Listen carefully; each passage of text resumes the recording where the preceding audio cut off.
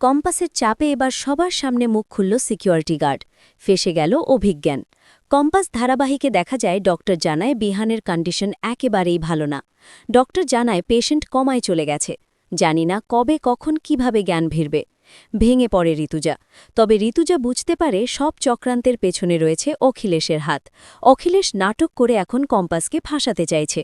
অন্যদিকে অভিজ্ঞান দত্ত অখিলেশ হাত মিলিয়ে কম্পাসকে ফাঁসিয়ে দেয়। কম্পাস জেলে যায়, আর জেলে বসেই কম্পাস বিহানের জন্য চোখের জল ফেলতে থাকে। মেঘমালা কম্পাসের সাথে দেখা করে এবং কম্পাসকে বলে যে সবার আগে এখন বিহানকে সুস্থ করতে হবে, কারণ বিহান মৃত্যুর সাথে পাঞ্জা লড়ছে। বিহান কমায় চলে গেছে। কাঁদতে থাকে কম্পাস। অন্যদিকে কম্পাস জেলে এ কথা শোনার পর শ্রেষ্ঠা অর্থাৎ মোনালিসার মা কম্পাসের সাথে দেখা করার জন্য থানায় যায়। কম্পাস শ্রেষ্ঠাকে বলে, কাকিমা, তুমি বিহান স্যার কেমন আছে এই খবরটা একটু আমাকে দাও। শ্রেষ্ঠা কম্পাসের এই অবস্থা কিছুতেই সহ্য করতে পারে না এবং বুঝতে পারে কম্পাস চক্রান্তের শিকার, কিন্তু শ্রেষ্ঠার কিছুই করার থাকে না। শ্রেষ্ঠা ওখান থেকে বেরিয়ে পড়ে বিহানের কাছে যাওয়ার জন্য, বিহান কেমন আছে সেটা দেখার জন্য। তবে ওখানে জিত থাকে এবং জিত কম্পাসকে বলে, কম্পাস, তুই ভেঙে পড়িস না, সব ঠিক হয়ে যাবে, সব ঠিক হয়ে যাবে। তবে আমাদেরকে কিছু করতে হবে। এই সব কিছুর পেছনে কিন্তু কারো না কারো হাত রয়েছে, তা আমরা বুঝতে পারছি, কারণ ওই ল্যাবে এমন কোনো বিষাক্ত কেমিক্যাল ছিল না।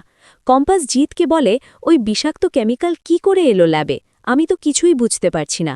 আমার মনে হয় এটা ওই অখিলেশার অভিজ্ঞানের চক্রান্ত, আর সেটা আমাদেরকে ধরতে হবে। কিন্তু কিভাবে কিভাবে ধরবে কম্পাস? জিত কম্পাসকে বলে, জিত, তুই আমার হয়ে একটা কাজ করে দে। তুই এখানে যে কনস্টেবলগুলো আছে তাদের কাউকে টাকা খাওয়ানোর চেষ্টা কর, আর তারপর আমাকে কিছুক্ষণের জন্য জেল থেকে বের হওয়ার সুযোগ করে দে। বাকিটা আমি দেখে নিচ্ছি।